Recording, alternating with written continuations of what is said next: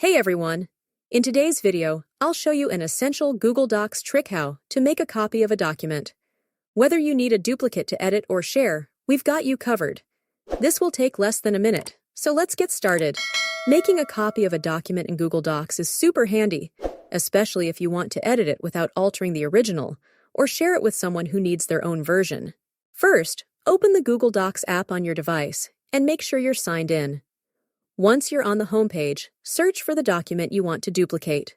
Next, click on the three dots located next to the document title. This will open a drop-down menu. Look for the option that says Make a Copy and tap on it. A new tab will pop up asking you to rename the document and choose a folder to save the copy. You can change the name or leave it as is, and pick the folder where you want to store the copy. Once you're ready, just click OK. And that's it! You've successfully made a copy of your document. This new version is completely separate from the original, so you can edit or share it freely without worrying about affecting the first document. So, the next time you need a duplicate, remember the Make a Copy feature in Google Docs. If you found this tutorial helpful, don't forget to give it a thumbs up and subscribe to the channel for more Google Docs tips and tricks. Thanks for watching, and I'll see you in the next video.